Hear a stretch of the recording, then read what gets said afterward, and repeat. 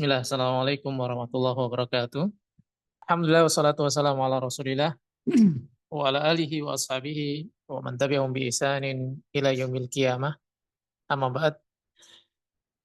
Teman-teman sekalian yang dimuliakan oleh Allah Subhanahu wa taala. Alhamdulillah, segala puji dan syukur kepada Allah Subhanahu wa taala atas karunia dan juga kenikmatan yang Allah Subhanahu wa taala berikan kepada kita semua. Kemudian semoga salawat dan salam senantiasa diberikan kepada Nabi Muhammad sallallahu alaihi wasallam, diberikan kepada para sahabatnya, diberikan kepada keluarganya, diberikan pula kepada seluruh orang-orang yang mengikuti petunjuk beliau dengan baik sampai kelak datangnya hari kiamat. Teman-teman sekalian yang dimuliakan oleh Allah Subhanahu wa taala, insyaallah pada pertemuan malam hari ini dan insyaallah sama dengan pertemuan-pertemuan selanjutnya, kita akan membahas suatu kitab yang berjudul Riyadhus Shalihin. Yang kitab ini disusun oleh Imam An-Nawawi. Sebelumnya, ada sedikit yang ingin disampaikan kepada teman-teman sekalian terkait kajian kita pada malam hari ini dan juga malam-malam selanjutnya insya Allah. Yang mana kajian ini rencananya akan kita adakan rutin setiap Jumat malam, yaitu malam Sabtu, dengan membahas kitab Riyadhus Shalihin. Kitab Riyadhus Shalihin, sebagaimana judulnya, Riyadh itu artinya adalah taman, Shalihin itu adalah orang-orang yang soleh. Maka mudah-mudahan kita semua dengan membahas dan membaca kitab ini, kita bisa merasakan apa yang dirasakan oleh orang-orang yang soleh di dalam kehidupan mereka. Dan Ana juga berharap kajian kita ini tidak memberatkan. Artinya apa? Jangan sampai kajian kita ini isinya adalah sesuatu yang membuat lelah, itu, kemudian capek, pusing, dan yang lain sebagainya. Jadi kita belajar santai saja. Kita bisa berbagi faidah bersama dan kita mengambil fawaid-fawaid ringan dari kitab Riyadhus Shalihin.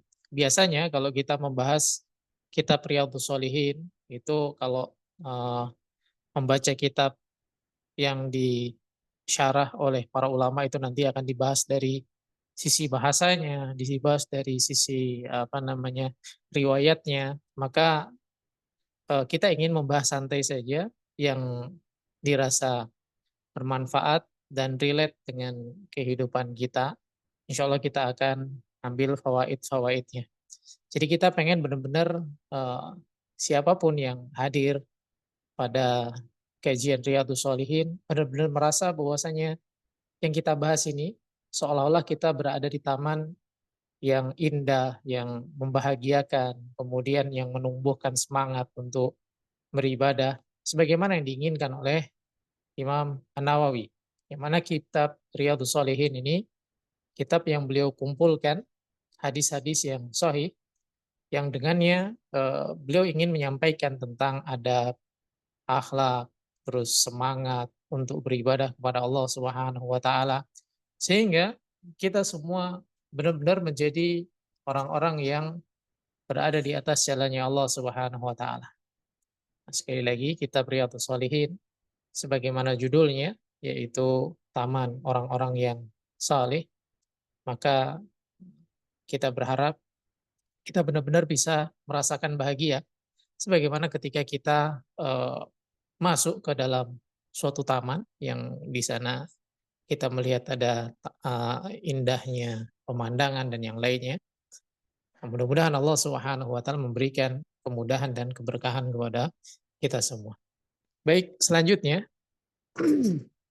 kitab Riyadhus Shalihin. Ini adalah kitab yang ditulis oleh Imam Nawawi. Mungkin kita sedikit kenalan dengan Imam Nawawi, yang mana beliau adalah salah seorang ulama yang besar dengan usia yang singkat. Beliau ini termasuk seorang ulama yang masa hidupnya itu tidaklah panjang. Artinya beliau hanya sampai usia 45 tahun. Kemudian beliau meninggal. Namun, usia beliau yang terbatas tersebut ternyata tidak menghalangi beliau untuk memberikan fawaid yang sangat banyak kepada kita semua. Dan ini bisa kita lihat kitab-kitab yang beliau tinggalkan kepada kita itu amat sangat banyak. Baik dari sisi hadis, kemudian fikih, kemudian bahasa, dan masih banyak lagi kitab-kitab yang beliau tulis. Dan kebanyakan kitab-kitab yang beliau tulis itu benar-benar kitab-kitab yang sangat bermanfaat bagi kita semua. Di antara kitab Imam Nawawi yang banyak dipelajari, Riyadhus Shalihin yang sekarang kita baca, dan juga kitab Arba'in An-Nawawi, kemudian juga ada Sarah Sahih Muslim, kemudian juga di sana ada Majmu' Sarah Muhadzab, yaitu di dalam masalah fikih, dan juga kitab-kitab yang lainnya. Ala kulli hal, Imam Nawawi ini menjadi sosok yang hendaknya kita teladani. Karena di dalam kehidupan beliau, kita menjumpai beliau ini adalah orang yang sangat-sangat menaruh perhatian besar di dalam belajar atau mencari mencari ilmu. Hal ini sebagaimana yang diceritakan oleh para ulama, di antaranya adalah Syekh Yasin bin Yusuf Az-Zarkasi. Beliau pernah melihat Imam Nawawi saat itu berusia sekitar 10 tahun. Dan beliau itu diajak main sama teman-temannya. Usia 10 tahun, itu kalau di tempat kita ini masa-masa main. Jadi beliau, Imam Nawawi, ketika itu berusia 10 tahun, kemudian diajak main oleh teman-temannya. Namun beliau enggan, beliau menghindar. Kemudian dipaksa oleh teman-temannya untuk main bersama dengan mereka. Akhirnya beliau pun menangis karena paksaan tersebut. Kenapa menolak? Karena beliau ingin hadir di majelis ilmu. Beliau ingin belajar. Ini semangat beliau sejak kecil memberikan perhatian yang sangat besar di dalam masalah ilmu. Bahkan diriwayatkan bahwasanya beliau itu setiap hari menghadiri 12 halakoh. Setiap hari beliau itu menghadiri 12 halakoh pelajaran. Jadi bukan 12 jam pelajaran saja, tapi 12 halakoh yang biasanya satu halakoh itu bisa berjam-jam pelajaran atau berjam-jam waktu belajarnya. Kemudian beliau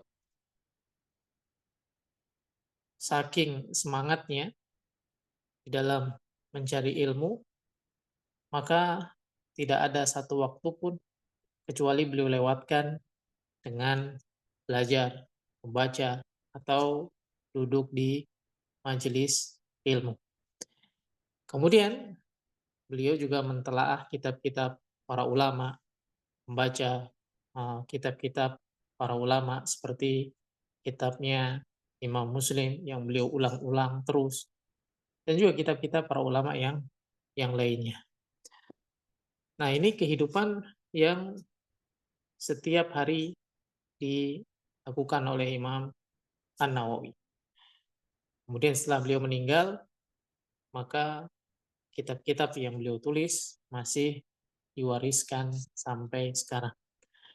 Dan di sana ada yang menyampaikan suatu ungkapan yang sangat-sangat bagus tentang kehidupan Imam Nawawi. Maka di sana disebutkan kalau kita ingin meninggalkan sesuatu yang bermanfaat untuk generasi setelah kita, maka contohlah kehidupan Imam Nawawi. Apa yang beliau tinggalkan untuk generasi setelahnya. Dan ini juga yang dilakukan oleh para ulama. Ketika ingin memberikan warisan, ketika ingin meninggalkan sesuatu yang bermanfaat, maka mereka meninggalkan ilmu, mewariskan ilmu. Kalau mewariskan harta, mewariskan dinar, mewariskan dirham, mewariskan tanah misalkan, atau mewariskan rumah atau kendaraan yang mewah, maka itu tidak akan berlangsung lama. 1 tahun, 2 tahun, 3 tahun, 10 tahun habis. Tapi ketika diwariskan itu adalah ilmu, maka manfaatnya itu akan terus-menerus ada. Dan Imam Nawawi, beliau meninggal pada tahun 676 Hijriah. Dan sekarang 1446 Hijriah. Udah sangat-sangat lama, ratusan tahun. Tapi kitab-kitab yang beliau tinggalkan, tetap kita bisa mengambil manfaat darinya. Maka dari kisah perjalanan hidup beliau, hendaknya kita mengambil ibrah, mengambil contoh, tinggalkan sesuatu yang bermanfaat bagi orang setelah kita. Tinggalkan sesuatu yang bermanfaat bagi anak-anak kita. Tinggalkan sesuatu yang bermanfaat bagi generasi selanjutnya. Dan sesuatu yang bermanfaat terbaik yang bisa kita tinggalkan itu adalah ilmu. Dan satu hal yang perlu diperhatikan, atau satu hal yang perlu difahami, seseorang itu tidak akan bisa meninggalkan ilmu kalau dia tidak memiliki ilmu.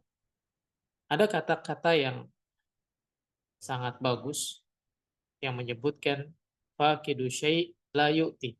Orang yang tidak memiliki, maka dia tidak akan bisa memberi. Kalau kita ingin meninggalkan ilmu, maka kita harus memiliki ilmu terlebih dahulu. Bagaimana kita mendapatkan ilmu? Yang pertama, berdoa meminta kepada Allah Subhanahu wa taala. Kemudian yang kedua, hadir di majelis ilmu, beristifadah kapanpun kesempatan tersebut Allah Subhanahu wa taala berikan kepada kita semua. Nah, Allah taala alam. Itu ringkasan dari judul kitab, yaitu kitab Riyadhus Shalihin. Kemudian penulisnya adalah Imam An-Nawawi. Semoga Allah Subhanahu wa taala merahmati beliau. Pembahasan kita pada malam hari ini adalah berkaitan dengan masalah ikhlas. Bahasan kita pada malam hari ini berkaitan dengan masalah ikhlas. Dan ini adalah merupakan bab yang pertama di dalam kitab Riyadhus Shalihin. Bab al-ikhlasu wa ihdharun niyah. Ini bab yang pertama yang ditulis oleh Imam Nawawi, bab tentang ikhlas dan menghadirkan niat di dalam beramal. Beliau memulai kitab Riyadhus Shalihin dengan menulis Bismillahirrahmanirrahim. Dan ini yang dilakukan oleh para ulama, mengawali segala aktivitas yang baik, mengawali menulis kitab, mengawali menulis risalah dengan penulisan Bismillahirrahmanirrahim, dengan menyebut nama Allah yang Maha Pengasih lagi Maha Penyayang. Sebagai bentuk mencontoh Nabi SAW, karena Nabi SAW ketika beliau menulis surat dalam rangka berdakwah, beliau mengawalinya dengan Bismillahirrahmanirrahim. Dan juga sebagai bentuk mencontoh apa yang Allah Subhanahu wa taala sebutkan di dalam Al-Qur'an. Allah Subhanahu wa taala mengawali surat-surat di dalam Al-Qur'an dengan Bismillahirrahmanirrahim. Dan makna dari Bismillahirrahmanirrahim ini sebagaimana yang dijelaskan oleh para ulama adalah kita minta pertolongan kepada Allah Subhanahu wa taala. Di sana ada isti'anah. Jadi ketika seorang menulis Bismillahirrahmanirrahim atau mengucapkan Bismillahirrahmanirrahim sebelum melakukan sesuatu, maka maknanya adalah dengan menyebut nama Allah Subhanahu wa taala, aku minta pertolongan kepada Allah Subhanahu wa taala. Kalau dia menulis, maka maknanya adalah aku minta pertolongan kepada Allah di dalam menulis. Kalau dia hendak melakukan sesuatu, maka dia minta pertolongan kepada Allah di dalam sesuatu yang hendak dia lakukan. Ini makna dari bismillah. Jadi bismillah itu maksudnya minta pertolongan dengan menyebut nama Allah Subhanahu wa taala. Dengan menyebut nama Allah. Apa maksudnya dengan menyebut nama Allah? Aku minta pertolongan kepada Allah dengan menyebut nama Allah. Maknanya adalah isti'anah, minta pertolongan kepada Allah Subhanahu wa taala. Kemudian juga makna bismillah adalah meminta keberkahan kepada Allah Subhanahu wa taala.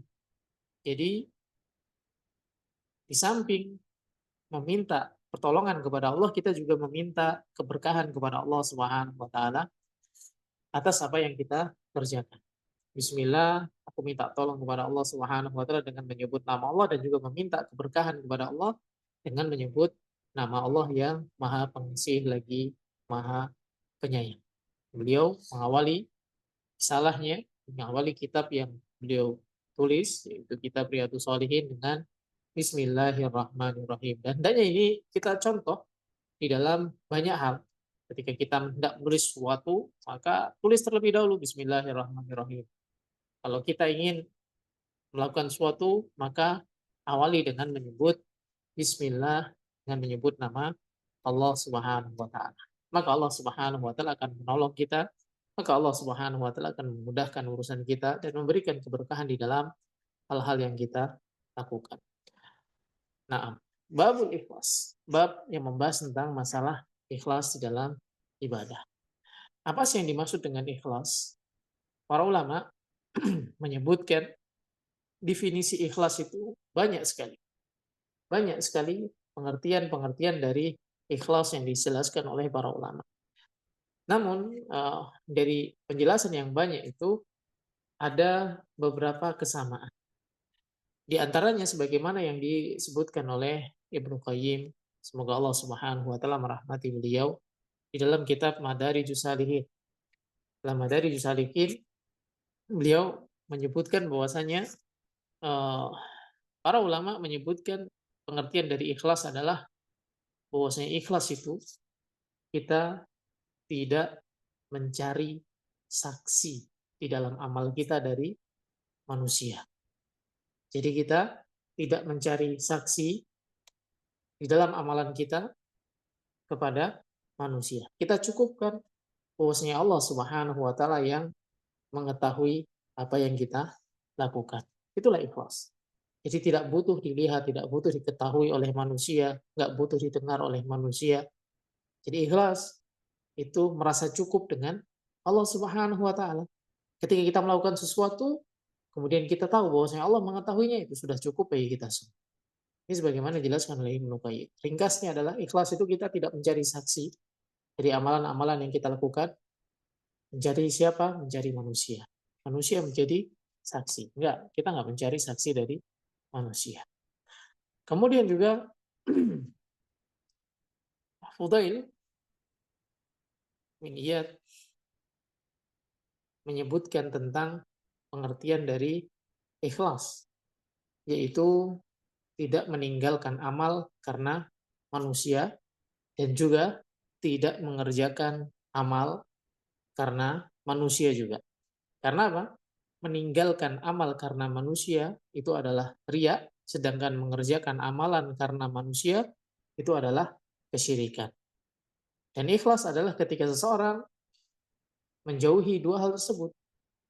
Dia melakukan sesuatu karena Allah Subhanahu wa taala. Ketika dia mengerjakan, maka yang dia cari itu adalah ridho dan cinta dari Allah Subhanahu wa taala. Ini kata Fudail bin Iyad, semoga Allah Subhanahu wa taala merahmati beliau. Nah, jadi ikhlas ini adalah sesuatu yang sangat penting di dalam ibadah kita semua, karena tanpa ada keikhlasan ibadah kita tidak akan diterima oleh Allah Subhanahu wa taala. Allah Subhanahu wa taala menyebutkan di dalam banyak ayat-ayat di Al-Qur'an. Salah satunya adalah apa yang Allah Subhanahu wa taala sebutkan di dalam surat Al-Bayyinah ayat yang ke-5. Allah Subhanahu wa taala menyebutkan wa ma umiru illa liya'budullaha mukhlishina lahuddin hunafa'a wa yuqimus shalah wa yu'tuz zakah wa dzalika dinul qayyimah. Allah Subhanahu wa taala menyebutkan wa ma umiru, padahal mereka itu tidaklah diperintah illa liya'budullah, kecuali hanya beribadah kepada Allah Subhanahu wa taala, mukhlishina lahuddin, dengan memurnikan ketaatan hanya kepada Allah Subhanahu wa taala, hunafa, dan menjalankan agama yang lurus. Wa yuqimus shalah, mengerjakan salat, wa yu'tuz zakah, dan menunaikan zakat, wa dzalika dinul qayyimah. Dan itulah agama yang lurus, agama yang tegak, agama yang benar-benar hak. Di dalam surat Al-Bayyinah ini kita dapat mengambil faidah. Agama yang benar, agama yang diridhoi oleh Allah Subhanahu wa taala, agama Islam itu adalah agama yang ketika seseorang beramal di dalamnya dibangun di atas keikhlasan. Karena seorang muslim tidaklah diperintah kecuali untuk mengikhlaskan ibadah hanya kepada Allah Subhanahu wa taala. Dan itu jelas. Wa ma umiru illa liya'budullah. Padahal mereka itu tidak diperintahkan kecuali supaya beribadah hanya kepada Allah. Mukhlishina lahuddin, mengikhlaskan semua ketaatan kepada Allah Subhanahu wa taala. Ini menunjukkan tentang hendaknya kita senantiasa mengikhlaskan ibadah kita hanya kepada Allah Subhanahu wa taala. Semuanya, apapun yang kita lakukan, maka carilah Allah Subhanahu wa taala. Apapun yang kita kerjakan, jadikan Allah Subhanahu wa taala sebagai tujuan. Karena hidup kita itu adalah untuk Allah Subhanahu wa taala. Hal ini sebagaimana yang Allah Subhanahu wa taala sebutkan di dalam ayat yang lain tentang ikrar yang diucapkan oleh seorang muslim. Inna salati wa nusuki wa mahyaya wa mamati lillahi rabbil alamin. Jelas kita semua menghafalnya. Ayat ini, inna salati, salatku, wa nusuki, dan sembelihanku, wa mahyaya, hidupku, wa mamati, dan matiku, lillahi rabbil alamin, untuk Allah Subhanahu wa taala, Allah Rabbul alamin. Dan ini adalah gambaran dari keikhlasan. Ikhlas ini adalah merupakan pokok dari agama kita. Kita semua sebagai seorang muslim, kita semua sebagai manusia diciptakan oleh Allah Subhanahu wa taala dengan perintah. Apa perintahnya? Mengikhlaskan segala sesuatu yang kita lakukan untuk mengharap balasan dan pahala dari Allah Subhanahu wa taala. Enggak masalah, enggak ada yang tahu. Enggak masalah, enggak ada yang melihat kita. Enggak masalah, enggak ada yang memuji kita. Karena inti dari amal ibadah kita yang menjadikan diterima oleh Allah Subhanahu wa taala adalah keikhlasan. Ikhlas dalam hati. Ikhlas menjadikan Allah Subhanahu wa taala sebagai tujuan. Ikhlas ini adalah hakikatuddin, hakikat dari agama kita. Maka gerbang masuk ke dalam syariat Islam adalah persaksian. Asyhadu an la ilaha illallah. Aku bersaksi bahwasanya tidak ada sesembahan yang berhak untuk diibadahi kecuali hanya Allah Subhanahu wa taala. Kalimat ini disebut sebagai kalimat tauhid. Disebut pula sebagai kalimat ikhlas. Kenapa? Karena membersihkan segala peribadahan kepada selain Allah. Membersihkan segala ketergantungan kepada selain Allah Subhanahu wa taala. Jadi ikhlas ini adalah merupakan hakikat dari agama kita. Wa miftahu da'wati rusul.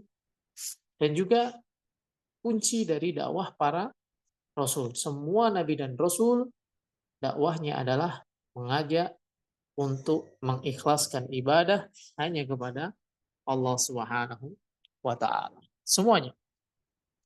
Allah Subhanahu wa taala menyebutkan di dalam firman-Nya, "Walaqad ba'atsna fi kulli ummatin rasulan an i'budullaha wajtanibut taghut." Allah telah mengutus pada setiap umat para utusan yang mereka mengajak beribadah hanya kepada Allah Subhanahu wa taala dan menjauhi segala peribadahan kepada selain Allah. Taghut ini adalah segala yang disembah selain Allah Subhanahu wa taala. Dan ikhlas ini memang sesuatu yang berat. Ikhlas ini memang sesuatu yang berat. Kenapa ikhlas ini dikatakan sebagai sesuatu yang berat? Karena dia terletak di dalam hati. Ikhlas itu berat karena dia terletak di dalam hati. Sedangkan kita tahu hati kita itu gampang sekali berbolak-balik. Hati itu kalau dalam bahasa Arab disebut al-qalb. Dan al-qalb itu memiliki sifat tatakollab, berubah-berubah. Jadi ikhlas ini susah karena letaknya di dalam hati. Dan hati manusia itu berubah-berubah. Sekarang mungkin iya dia ikhlas karena Allah. Tapi sebentar kemudian ada yang lewat, berubah hati dia. Lewat, berubah hati dia. Maka ikhlas ini adalah merupakan sesuatu yang berat. Butuh usaha ekstra untuk menjaga agar kita senantiasa ikhlas. Yang artinya apa? Ikhlas itu ketika seseorang melakukan sesuatu karena Allah Subhanahu wa taala, maka dia akan terus menjaga sampai akhir yang dia lakukan itu karena Allah Subhanahu wa taala. Dia tidak melihat manusia, tidak memandang manusia, tidak menghadap kepada selain Allah Subhanahu wa taala. Itulah ikhlas. Sebagaimana yang dijelaskan oleh sebagian para ulama bahwasanya ikhlas itu adalah tasfiyatul amal, membersihkan amalan. Dari apa? Dari keinginan-keinginan dilihat oleh manusia, keinginan-keinginan dipuji oleh manusia. Atau gampangnya begini, ikhlas itu ketika seseorang beribadah, dia tidak butuh validasi dari manusia. Itu gampangnya. Dia nggak butuh dilihat oleh manusia, nggak ingin menampakkan diri di hadapan manusia. Cukup Allah Subhanahu wa taala yang mengetahuinya. Ketika dia tahu dia melakukan sesuatu dan Allah Subhanahu wa taala mengetahuinya, sudah cukup bagi dia. Karena memang tujuan kita hidup di dunia adalah untuk Allah Subhanahu wa taala, bukan untuk selainnya. Maka jangan rusak. Jangan rusak ibadah kita. Jangan rusak amal-amal ketaatan kita. Jangan rusak kebaikan-kebaikan kita hanya karena ingin dilihat dan dipandang oleh manusia. Apapun itu. Karena ikhlas, inilah yang akan menjaga kita. Sehingga kita tidak digoda oleh setan. Setan itu gak akan mampu menggoda hamba-hamba Allah Subhanahu wa taala yang ikhlas. Hal ini sebagaimana yang Allah Subhanahu wa taala sebutkan di dalam firman-Nya kisah tentang iblis. Yang mana iblis itu bertekad kuat untuk menyesatkan semua manusia.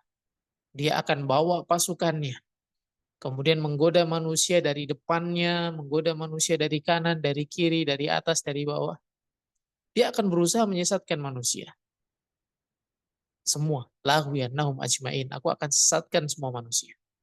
Tapi di sana ada satu yang iblis dan para setan tidak mampu menyesatkan. Siapa?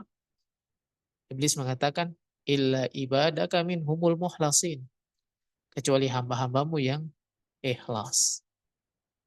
Ikhlas memurnikan ibadah hanya kepada Allah. Maka ketika seorang ikhlas, maka Allah Subhanahu wa taala akan berikan pertolongan. Ketika seseorang di dalam beramalnya benar-benar jujur dalam hati dia, ingin mencari ridho Allah Subhanahu wa taala, maka Allah Subhanahu wa taala akan meridhoinya, Allah akan mencintainya. Ketika Allah meridhoinya, ketika Allah mencintainya, maka Allah akan jaga dia. Namun, kalau seseorang itu di dalam hatinya itu masih ada rasa ingin dipuji, ingin dilihat oleh manusia, maka Allah Subhanahu wa taala tidak akan menjaga. Tidak akan menjaga dia. Maka kita lihat di antara sebab-sebab seorang itu bisa istiqomah di atas sesuatu perkara yang dia lakukan, di antara hal-hal yang menjadikan seorang istiqomah adalah keikhlasan. Ketika dia ikhlas, maka dia akan istiqomah. Namun kalau dia tidak ikhlas, sudah dia akan terhenti dari melakukan sesuatu tersebut. Ada aja gangguannya. Ada aja halangan-halangan dari melakukan apa yang ingin dia lakukan. Dan para ulama membuat suatu kaidah. Dan kaidah ini hendaknya kita pegang. Maka nalillahi fahuwa abqa. Segala sesuatu yang dilakukan karena Allah Subhanahu wa taala, maka sesuatu tersebut akan istiqamah. Akan terus-menerus ada. Maka teman-teman sekalian yang dimuliakan oleh Allah Subhanahu wa taala menyebutkan wa ma umiru illa liya'budullaha mukhlishina lahuddin hunafa wa yuqimus shalah wa yutuz zakah wa dzalika dinul qayyimah. Ad-dinul qayyimah, agama yang lurus, agama yang diridhoi oleh Allah Subhanahu wa taala, agama yang dengannya Allah Subhanahu wa taala menciptakan kita semua. Wa ma khalaqtul jinna wal insa illa liya'budun. Agama Islam itu adalah agama yang memerintahkan untuk beribadah hanya kepada Allah Subhanahu wa taala. Ad-dinul qayyimah adalah ikhlas. Maka seorang itu akan lurus agamanya ketika dia membangun agama dia di atas keikhlasan. Kemudian Allah Subhanahu wa taala juga menyebutkan di dalam surat Al-Hajj. Allah Subhanahu wa taala menyebutkan la yanalallahu luhumuha wala dima'uha walakin yanaluhu taqwa minkum. Dalam surat Al-Hajj ayat yang ke-37, Allah menyebutkan tentang amal ibadah seseorang, kurban. La yanalallaha luhumuha, enggak sampai kepada Allah Subhanahu wa taala daging-daging dari sembelihan tadi. Wala dima'uha, dan juga darah-darahnya sembelihan tadi. Walakin yanaluhu taqwa minkum. Akan tapi yang sampai kepada Allah Subhanahu wa taala itu adalah ketakwaan. Ayat ini memberikan pelajaran yang sangat berharga bagi kita semua. Apa pelajarannya? Allah Subhanahu wa taala menunjukkan kepada kita kalau di dalam ayat ini ceritanya tentang ibadah kurban. Terkadang orang itu berlomba-lomba bermewah-mewahan di dalam berkurban. Dia beli sapi yang harganya miliaran, dagingnya banyak, kan gitu. Kemudian apa? Diekspos, dimasukkan ke berita sana sini. Si fulan gitu menyembelih kurban sapi seharga 1 M, misalkan gitu. Orang-orang pada kagum dan dia merasa bangga. Sapinya sapi termahal, sapinya paling mewah, dagingnya banyak. Padahal Allah Subhanahu wa taala menyebutkan apa? Yang sampai di dalam ibadah kurban kepada Allah Subhanahu wa taala itu bukan dagingnya, bukan darahnya, bukan berapa harganya, tapi apa? Ketakwaan yang ada di dalam diri seseorang. Dan ini berlaku dalam semua amal yang lain. Bukan mewahnya suatu ibadah, bukan mewahnya suatu amalan yang dilihat oleh Allah Subhanahu wa taala, yang akan sampai kepada Allah Subhanahu wa taala. Tapi yang sampai itu adalah ketakwaan seseorang kepada Allah. Dan takwa itu di hati. Takwa itu gambaran dari keikhlasan. Seorang sholat ratusan rakaat, bukan jumlah ratusan rakaat yang sampai kepada Allah, tapi ketakwaan seseorang. Sodakoh ratusan juta, bukan sodakoh ratusan jutanya yang sampai kepada Allah, tapi ketakwaan seseorang kepada Allah Subhanahu wa taala.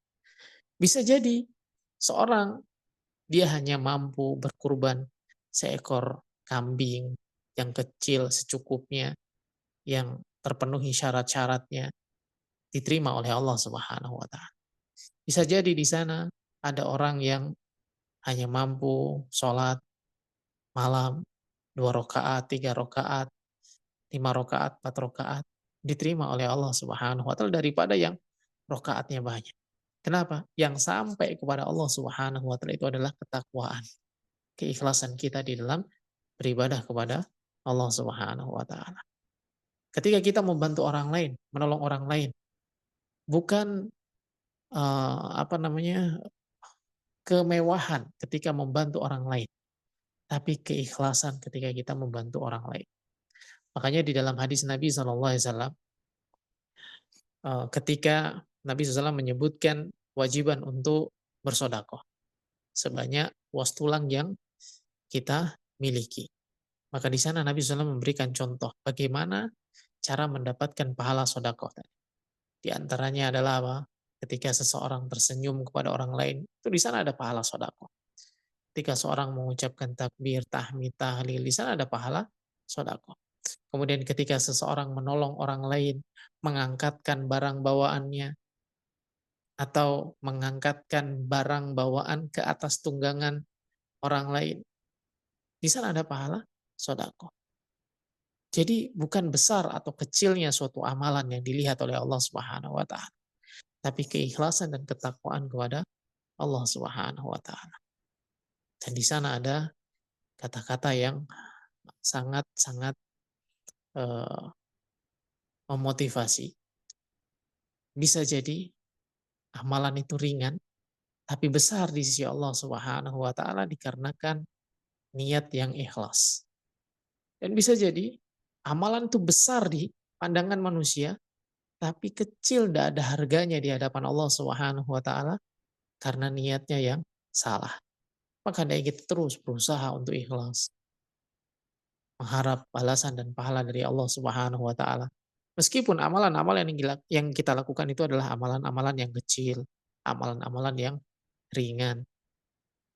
Di dalam hadis Nabi SAW menyebutkan, hadis ini dibawakan oleh sahabat Abu Hurairah radhiyallahu taala anhu, tentang 3 orang yang dia pertama kali dimasukkan ke dalam neraka.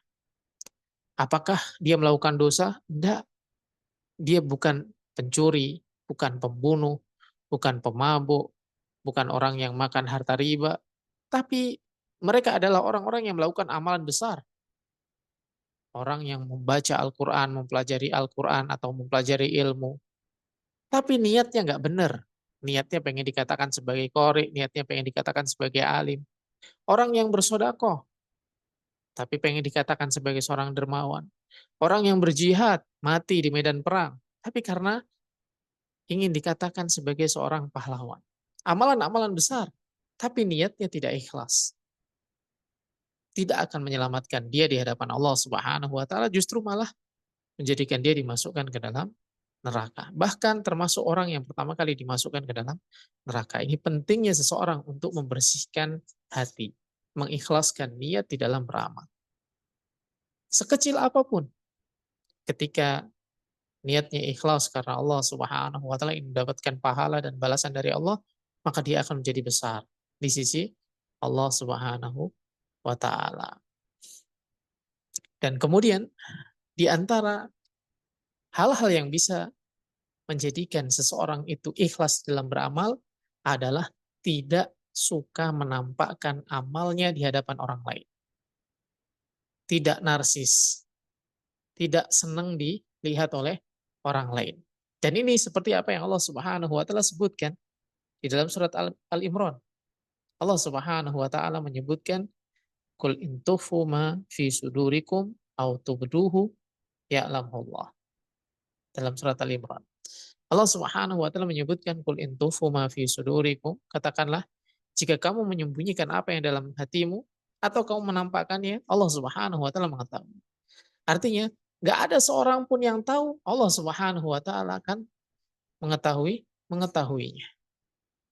Artinya cukup bagi kita hanya Allah Subhanahu wa taala yang tahu. Nggak perlu kita mencari validasi dari manusia. Cukup Allah Subhanahu wa taala yang menjadi saksi atas amalan-amalan yang kita lakukan. Inilah yang akan membantu kita untuk ikhlas. Yang akan membantu kita untuk menjadikan Allah Subhanahu wa taala sebagai satu-satunya. Sembunyikan amal kebaikan kita. Hal ini sebagaimana yang disebutkan oleh Nabi SAW juga. Dalam hadis yang dibawakan oleh sahabat Abu Hurairah radhiyallahu taala tentang sab'atun yudilluhumullahu fi dhillihi yauman la dhilla illa dhill. Ada 7 golongan yang akan Allah Subhanahu wa taala berikan naungan. Pada hari tidak ada naungan kecuali naungan dari Allah Subhanahu wa taala. Salah satunya adalah rajulun, seseorang, tasaddaqa bisadaqah, dia bersedekah dengan suatu sedekah. Fa'akhfaha, kemudian dia menyembunyikan sedekahnya, hatta la ta'lam, sampai tidak tahu. Shimaluhu ma tunfiqu yaminuhu. Tangan kirinya apa yang diinfakkan tangan kanannya. Jadi di dalam kita beramal Cukuplah Allah Subhanahu wa taala yang mengetahui apa yang kita lakukan. Bahkan kalau seandainya kita sendiri lupa, kalau seandainya kita sendiri nggak ingat, kalau seandainya kita sendiri nggak tahu, nggak masalah. Ketika melakukan sesuatu kebaikan, sudah serahkan semuanya kepada Allah. Jadikan Allah Subhanahu wa taala satu-satunya saksi di dalam kita melakukan amal kebaikan. Jadikan Allah Subhanahu wa taala satu-satunya yang kita harapkan. Nggak perlu manusia pengen tahu. Nggak perlu kita catat. Wah, saya sudah melakukan kebaikan ini, melakukan kebaikan itu, melakukan kebaikan ini. Dicatat. Nggak perlu hal-hal yang seperti itu. Bahkan, Nabi SAW menyebutkan termasuk apa?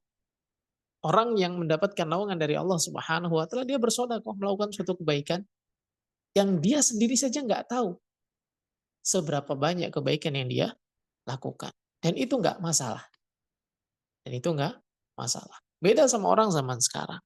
Dikit-dikit posting, dikit-dikit difoto, dikit-dikit di-share. Aku melakukan ini, aku melakukan itu. Baik, jika niatnya ingin menginspirasi, tidak masalah.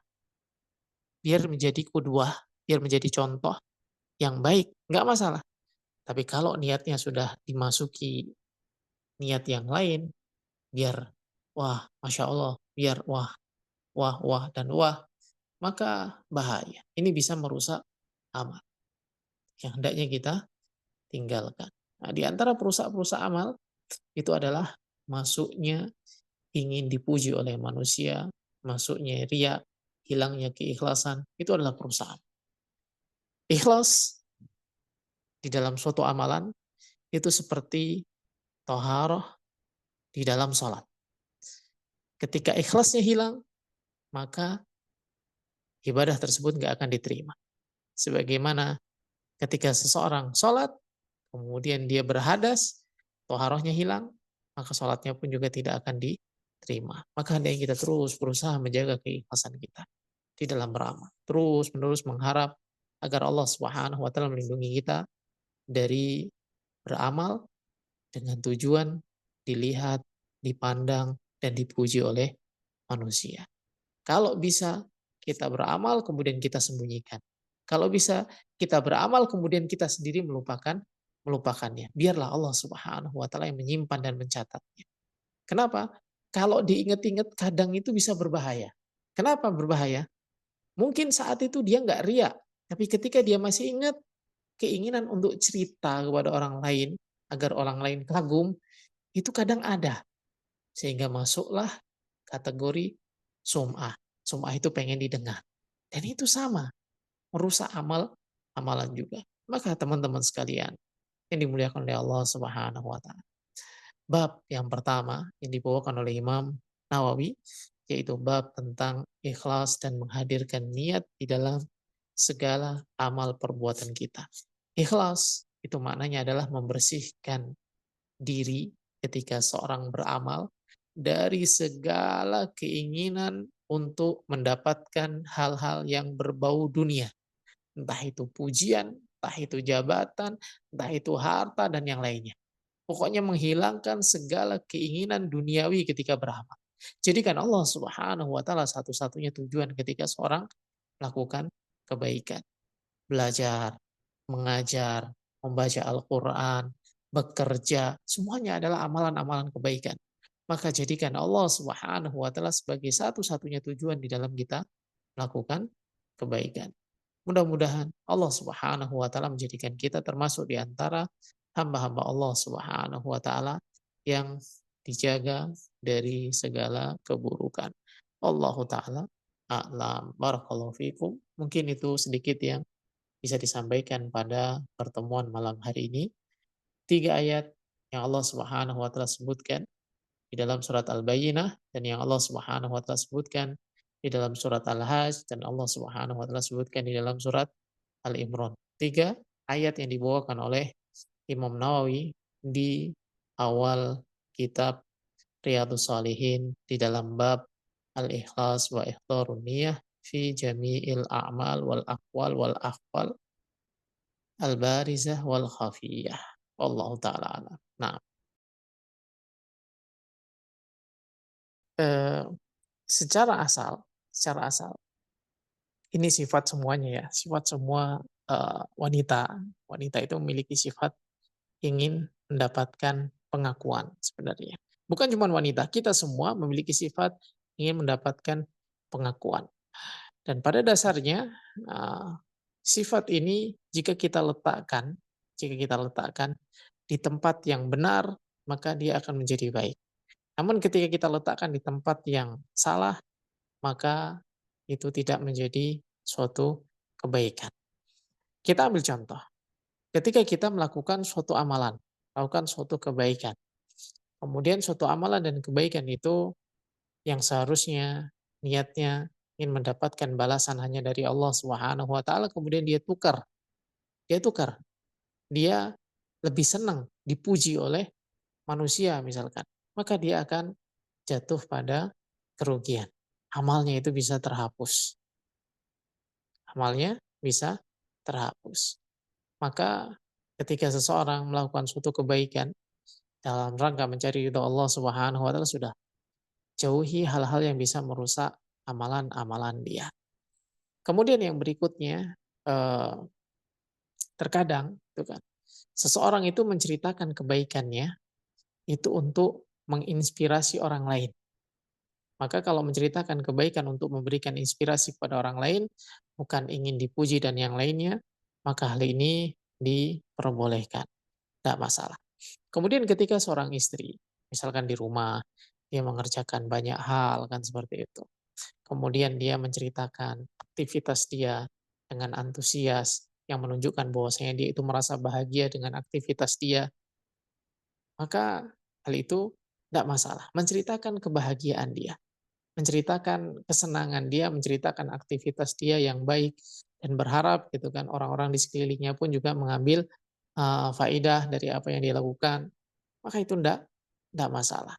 Namun kalau apa namanya ingin mendapatkan balasan, pujian dan yang lain sebagainya, maka dikhawatirkan itu akan bisa merusak apa yang telah dia lakukan dari kebaikan-kebaikan. Seperti itu, wallahu taala alam. Jadi puaslah dengan apa yang Allah Subhanahu wa taala berikan kepada kita. Apa maksudnya? Kalau kita sudah melakukan suatu kebaikan, kemudian Allah Subhanahu wa taala mengetahui kita melakukan kebaikan, maka merasa puaslah dengan apa yang Allah Subhanahu wa taala berikan kepada kita. Allah taala alam. Nah, tadi disampaikan ketika seseorang mau melakukan sesuatu, kemudian nggak jadi melakukan sesuatu karena khawatir ria, maka itulah ria. Jadi meninggalkan sesuatu karena takut terhadap manusia, maka itu adalah ria. Meninggalkan sesuatu karena manusia adalah ria. Kemudian melakukan sesuatu karena manusia, itu adalah syirik. Nah, sebagaimana disebutkan oleh Fudail bin Iyad, semoga Allah Subhanahu wa taala merahmati beliau. Jadi kalau kita ingin melakukan sesuatu, kemudian khawatir, wah kalau kita melakukan gitu kan, khawatir ria, kemudian kita ada rasa pengen meninggalkan, maka ketahuilah ketika kita meninggalkan sesuatu tadi, berarti kita terjatuh pada ria. Jatuh pada ria. Maka tetap lakukan. Bismillah, minta perlindungan kepada Allah Subhanahu wa taala dari godaan setan, lakukan kebaikan tadi. Jangan sampai melakukan kebaikan karena makhluk, dan jangan sampai meninggalkan kebaikan karena khawatir terhadap makhluk, takut kepada makhluk. Allah Subhanahu wa taala telah menyebutkan hendaknya kita hanya takut kepada Allah Subhanahu wa taala. Wala takhshawhum wakhshawni, kata Allah Subhanahu wa taala. Janganlah takut kepada mereka, jangan khawatir kepada mereka, tapi takutlah hanya kepada Allah Subhanahu wa taala. Semakin Allah Subhanahu wa taala besar di hati kita, semakin Allah Subhanahu wa taala memiliki kedudukan yang agung di hati kita, maka makhluk-makhluk itu nggak akan ada apa-apanya di dalam hati kita, akan jadi kecil. Manusia-manusia itu akan menjadi kecil di dalam hati kita ketika Allah Subhanahu wa taala kita agungkan di dalam diri kita. Sehingga pujian dari manusia itu tidak ada apa-apanya bila dibandingkan dengan pujian dari Allah Subhanahu wa taala. Kecintaan dari manusia enggak ada apa-apanya bila dibandingkan dengan kecintaan dari Allah Subhanahu wa taala. Ridho manusia tidak ada apa-apanya bila dibandingkan dengan ridho Allah Subhanahu wa taala. Maka jadikan Allah Subhanahu wa taala semakin besar, semakin agung di dalam hati kita. Kenali Allah Subhanahu wa taala. Jadikan Allah Subhanahu wa taala yang paling pertama dan yang paling utama. Maka manusia-manusia itu nggak akan ada tempat di hati kita. Di hati manusia itu ada satu tempat sebagaimana disebutkan oleh para ulama. Kalau dia tidak diisi dengan iman, tidak diisi dengan tauhid, maka dia akan diisi dengan kekufuran atau diisi dengan kesyirikan. Di dalam hati seorang itu ada tempat yang nggak bisa ditempati bersama antara apa? Antara syirik dan tauhid, antara iman dan kufur, antara mengikuti sunnah dan melakukan perkara-perkara bid'ah. Nggak akan pernah bisa bersatu. Maka isi hati kita dengan pengagungan kepada Allah, maka kita tidak akan mengagungkan manusia. Isi hati kita dengan takut kepada Allah, maka kita tidak akan takut kepada manusia. Isi hati kita dengan mencari ridho Allah Subhanahu wa taala, maka kita tidak akan sibuk mencari ridho manusia. Isi hati kita dengan kerinduan kepada Allah Subhanahu wa taala sehingga hati kita tidak terisi dengan rasa cinta kepada dunia. Seperti itu. Wallahu taala alam. Naam. Tadi disampaikan bahwasanya ikhlas itu adalah perkara yang berat. Ikhlas itu adalah amalan hati. Ikhlas itu adalah amalan yang berat, ikhlas itu amalan hati. Ikhlas itu bukan amalan lisan.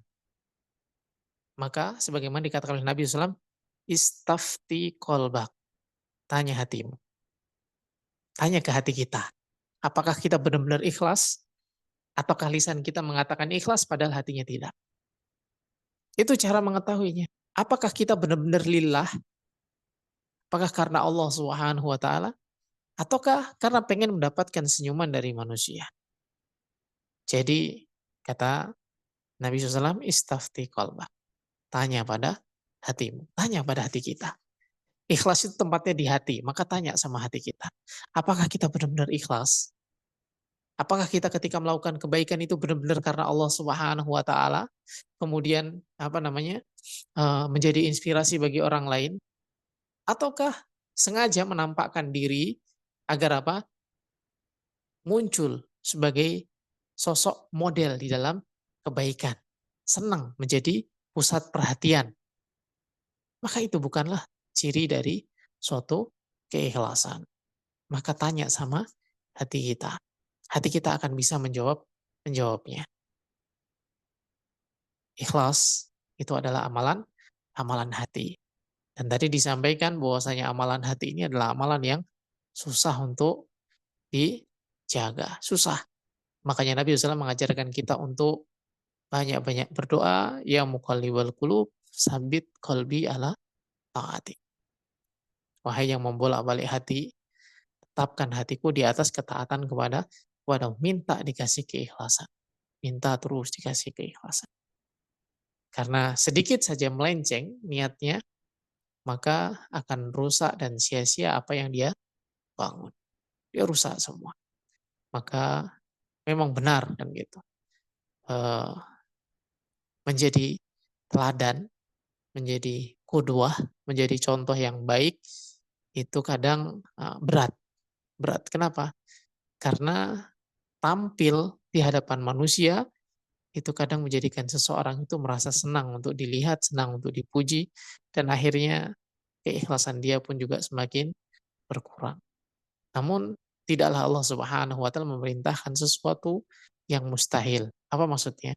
Ketika Allah Subhanahu wa taala memerintahkan kita untuk melakukan kebaikan dan untuk menjadi qudwah di dalam kebaikan, maka menjadi inspirasi bagi orang lain itu adalah sesuatu yang mungkin.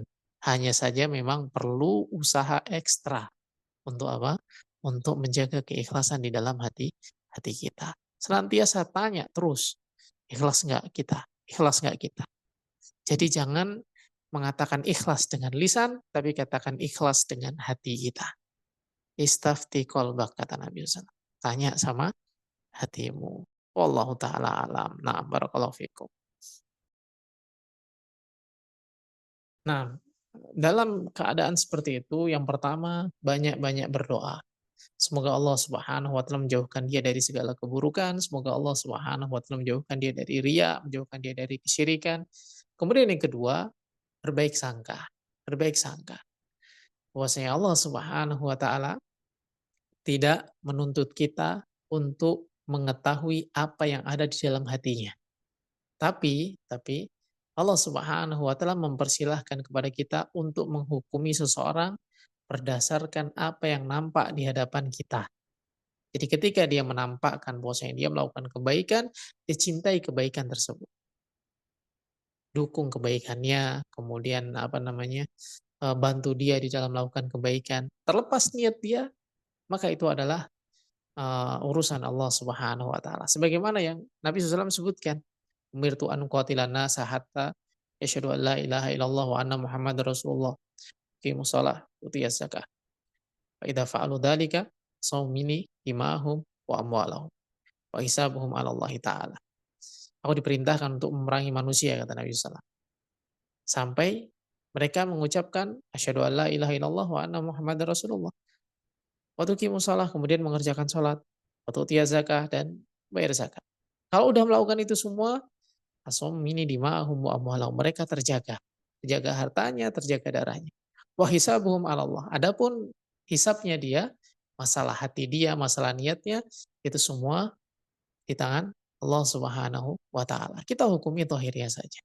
Kalau ada orang bercerita kepada kita tentang kebaikan-kebaikan yang dia lakukan, maka secara zahir dia ingin menampakkan dan menunjukkan ini loh contoh-contoh kebaikan kepada kita. Ya, kita hukumi secara zahir. Adapun niat dia ikhlas atau enggak, maka itu bukan urusan urusan kita. Kita enggak dituntut untuk mengorek-ngorek, kamu ini apa sum'ah ya, kamu ini pengen dipuji ya. Nah, ketika dia melakukan kebaikan, kita dukung, kita memberikan apresiasi positif, seperti itu. Mendoakan kebaikan agar dia istiqomah. Kenapa? Karena itulah yang akan membuat kita terus bersemangat di dalam melakukan kebaikan. Bukankah Allah Subhanahu wa taala mengatakan, "Ta'awanu 'alal birri wat taqwa", saling tolong-menolonglah di dalam kebaikan dan ketakwaan kepada Allah Subhanahu wa taala. Terkadang seseorang itu menceritakan suatu kebaikan, itu pengen diberi support agar dia bisa istiqomah di dalam kebaikan yang dia lakukan. Maka kita dukung, terus dukung, kasih dukungan, kasih doa, kasih apa namanya, bantuan-bantuan apa yang misalkan bisa dibantu, merasa senang dengan kebaikan yang dilakukan. Sebagaimana kita merasa senang ketika kita berhasil melakukan suatu kebaikan, maka kita pun juga harus merasa senang ketika orang lain berhasil melakukan kebaikan. Hal ini sebagaimana dilakukan oleh Nabi SAW dan dicontohkan kepada para sahabatnya. Beliau mengatakan tentang kesempurnaan keimanan seorang. Nabi SAW menyebutkan la yu'minu ahadukum hatta yuhibba li akhihi ma yuhibbu li nafsi, enggak sempurna keimanan seorang sampai dia mencintai untuk orang lain sesuatu yang dia cintai untuk dirinya sendiri. Ketika kita merasa senang, rasa bahagia, bisa melakukan suatu kebaikan, maka ketika melihat orang lain melakukan kebaikan atau mereka melihat mereka menampakkan suatu kebaikan, kita pun juga hendaknya merasa bahagia. Terkadang gitu kan, suudzon muncul ketika ada seorang melakukan ketaatan terang-terangan, wah ini pengen dipuji nih, maka ini tidak boleh. Ini tanda lemahnya keimanan seseorang. Tanda nggak sempurna keimanan seseorang. Ketika ada orang yang sodakoh terang-terangan misalkan, kemudian kita mengatakan, wah ini orang ini cari muka nih, orang ini pengen dipuji nih, nggak boleh yang seperti itu. Maka Nabi SAW mengingatkan kepada kita bahwasanya keimanan seorang itu tidak akan sempurna sampai dia mencintai untuk saudaranya sesuatu yang dia cintai untuk dirinya sendiri. Ketika kita senang, kita bahagia melakukan kebaikan, melakukan ketaatan, maka hendaknya kita pun juga merasa bahagia ketika melihat orang lain melakukan kebaikan dan melakukan ketaatan. Doakan agar dia terus istiqomah dan jangan berburuk sangka kepadanya. Jadilah contoh. Jadilah contoh yang baik bagi orang-orang di sekitar kita. Wallahu taala a'lam. Barakallahu fiikum.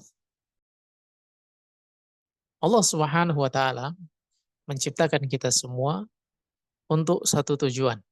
Sebagaimana disebutkan di dalam surat Adz-Dzariyat ayat yang ke-56. Wa ma khalaqtul jinna wal insa illa liya'budun. Tidaklah aku menciptakan jin dan manusia kecuali agar beribadah kepadaku. Jadi kita semua diciptakan tujuannya adalah untuk beribadah kepada Allah Subhanahu wa taala. Dan beribadah kepada Allah Subhanahu wa taala memiliki syarat. Dan syarat diterimanya ibadah di antaranya adalah ikhlas, menghadirkan niat di dalam beramal. Ikhlas itu menjadikan Allah Subhanahu wa taala satu-satunya tujuan di dalam beramal. Tidak pengen dipuji oleh manusia, tidak pengen dilihat oleh manusia, tidak mengharapkan dunia ketika melakukan suatu kebaikan. Itulah ikhlas. Kemudian syarat yang kedua sesuai dengan apa yang diajarkan oleh Nabi SAW.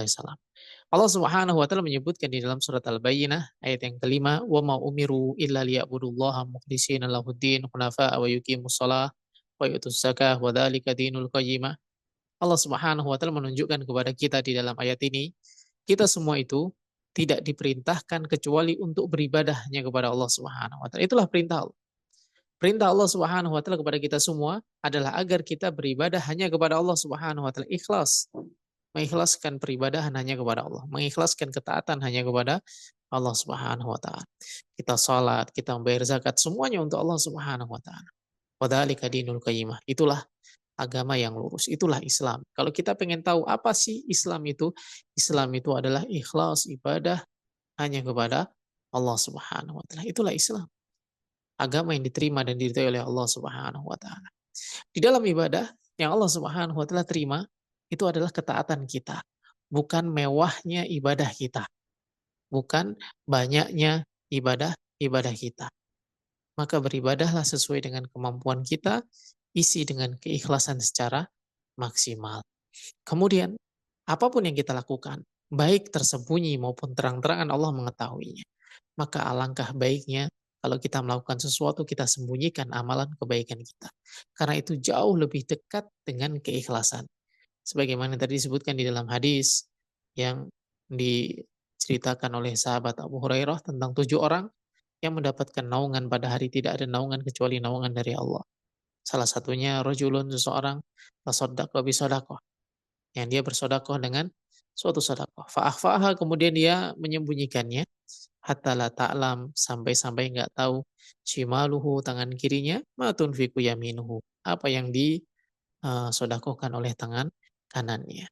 Maka Allah Subhanahu wa taala Maha mengetahui apa yang kita lakukan. Maka merasa cukuplah hanya Allah Subhanahu wa taala yang mengetahui apa yang kita lakukan. Karena itu jauh lebih dekat dengan keikhlasan. Kalau seandainya kita mampu melakukan sesuatu dan tidak ada seorang pun yang mengetahuinya, maka lakukanlah. Karena itu adalah amalan-amalan terbaik, amalan-amalan yang menjadikan kita itu memiliki derajat yang tinggi di sisi Allah Subhanahu wa taala. Karena amalan tersebut adalah amalan yang dekat dengan keikhlasan. Kemudian ketika seorang ingin menjadi inspirasi bagi orang lain, menjadi contoh, menjadi kutuah di dalam kebaikan, maka diperbolehkan. Namun perlu diperhatikan, jaga hatinya, jaga niatnya. Karena ikhlas itu adalah sesuatu yang berat. Ikhlas itu sesuatu yang berat. Dia adalah amalan hati, dan hati itu mudah berbolak-balik. Mudah-mudahan Allah Subhanahu wa taala menjaga diri kita, menjauhkan kita dari segala keburukan, menjaga kita agar terus istiqomah di atas ketaatan kepada Allah, istiqomah di atas ilmu, istiqomah di atas iman, istiqomah di atas amal saleh. Barakallahu fikum. Mudah-mudahan yang sedikit ini kita bisa mengambil faedahnya